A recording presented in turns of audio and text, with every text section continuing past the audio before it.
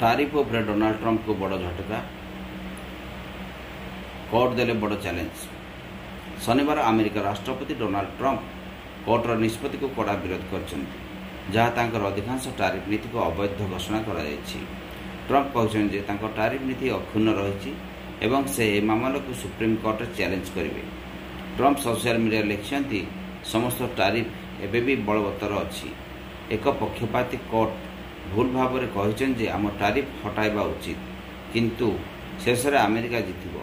से चेतावनी देते जदि टारिफ हटाई दि जाए तेबे यह देशपाई एक संपूर्ण विपर्यय होब जहाँ अमेरिका को आर्थिक दृष्टि दुर्बल कर। ट्रंप कहते अमेरिका और विशाल वाणिज्य नियंट एवं अन्य देशर अनुचित नीति को सह्य करवा नहीं। से कहते श्रम दिवस सप्ताह आमको मन रखा उचित जे मेड इन अमेरिका उत्पाद तैयारी करुवा आम श्रमिक और कंपानी गुड़िक टारिफ हूँ सबुठारु बड़ अस्त्र।